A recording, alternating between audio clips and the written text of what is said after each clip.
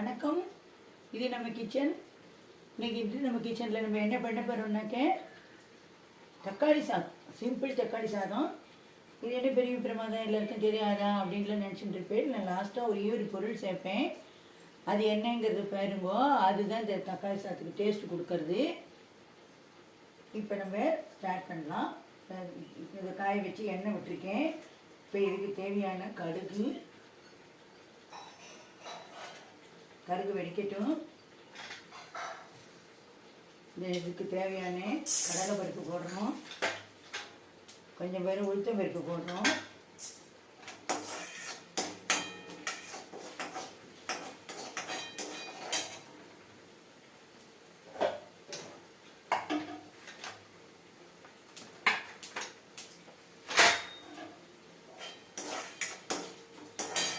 பச்சை மிளகாய் போடுறோம். நம்ம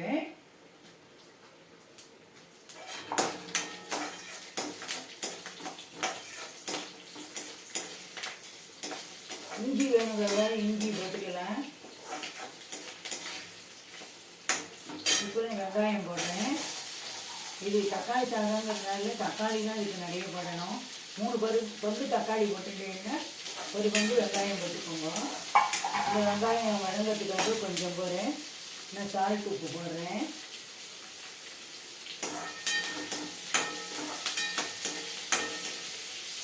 இப்போ வெங்காயம் நல்லா வதங்குது. இது கண்ணாடி பதம் வர்ற அளவுக்கு வதங்கணும். இது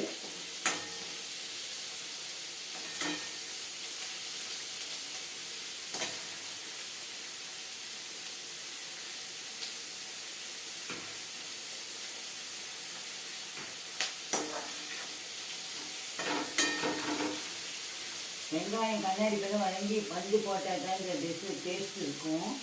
இல்லைன்னா இந்த வெங்காயம் பச்சை வாசனையை கொடுக்கும்.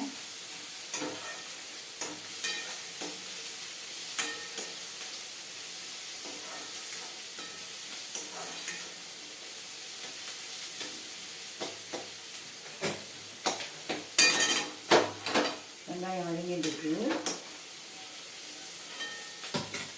இப்போ இதில் நம்ம இந்த இதுக்கு தேவையான மஞ்சத்தூள் போடுறோம். மஞ்சத்தூள் இந்த கிரேவிக்கும் இந்த சாதத்துக்கும் தேங்காய்க்குள்ள போட்டு விடணும். இப்போ தனி மிளகாத்தூளும் காஷ்மீரி சில்லியும் சேர்த்து நான் அரைச்சி வச்சுருக்கேன். இதில் ஒரு 1.5 ஸ்பூன் போடுறேன். அவள் காரத்துக்கு ஏற்ற மாரி போட்டுக்கோங்க.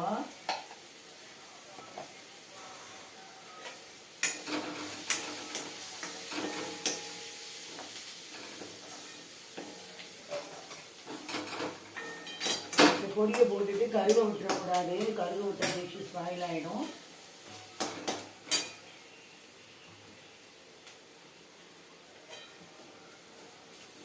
இப்போ நம்ம இந்த தக்காளியை சேர்க்குறோம்.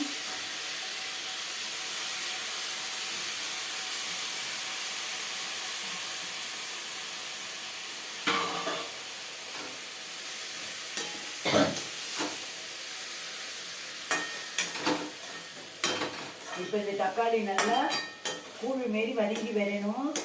இதில் போட்டிருக்கிற ஸ்பைசஸோடைய பச்சை வாசனை எல்லாம் போகணும். அது வரைக்கும் இது வதங்கணும். அது வரைக்கும் வெயிட் பண்ணுவோம். இப்போ கொஞ்சம் இந்த தக்காளிக்காக கொஞ்சம் உப்பு போடுவோம். இதில் இது இப்போ நல்லா குழஞ்சி ஒரு கிரேவி மாரி வரணும். அது வரைக்கும் நம்ம வெயிட் பண்ணுவோம்.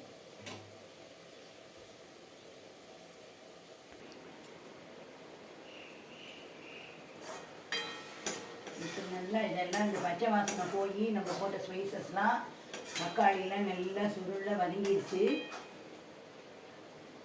இப்போ நம்ம என்ன பண்ணுறோம்னா, நான் சொன்ன இந்த ஒரு பெல் கெட்டியாக ஒரு புளிக்கரைசலும் இந்த வெந்தய பொடியும் தான், வறுத்து அரைச்ச வெந்தய பொடியும்.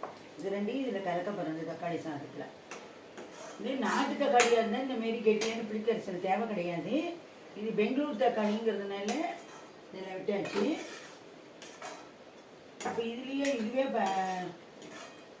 இதுக்கே இந்த பச்சை வாசனையெல்லாம் போயிடும். அந்த புளிக்கரைசல் விட்ட உடனே இந்த சாதத்தை உதிரியாக வடித்து இதில் நல்லெண்ணெயை விட்டு இப்படி எடுத்து வச்சுக்கணும். இப்போ இதை இதோட கலக்கணும்.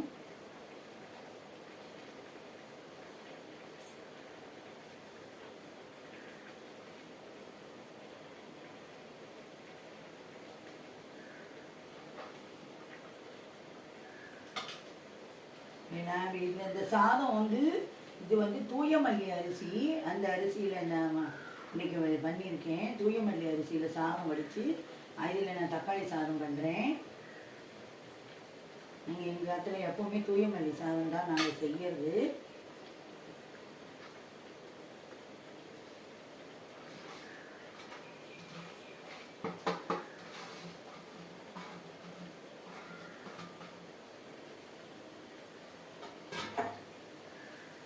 இப்போ வந்து நம்ம வந்து இதில் வறுத்து அரைச்ச இந்த வெந்தய பொடியை நிறையெல்லாம் கலந்துடக்கூடாது, அப்புறம் கசக்க ஆரம்பிச்சிடும்.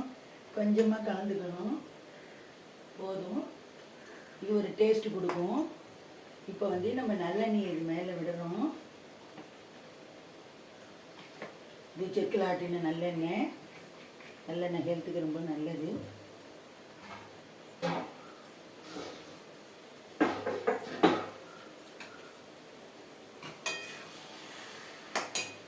அவ்வளோதான், நான் அடுப்பை ஆஃப் பண்ணிட்டேன்.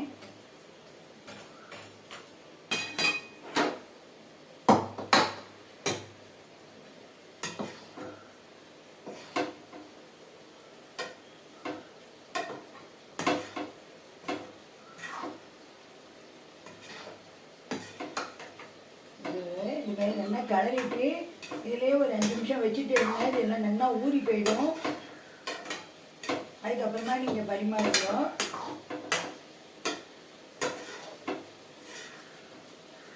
இப்போ தக்காளி சாதம் ரெடி. தூயமல்லி தக்காளி சாதம் இது வந்து.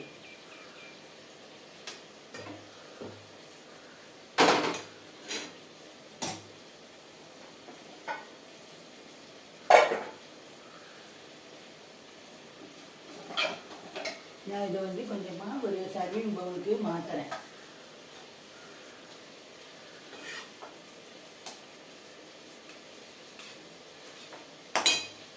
நீங்களும் இதேமாரி பண்ணுறீங்க பாருங்க.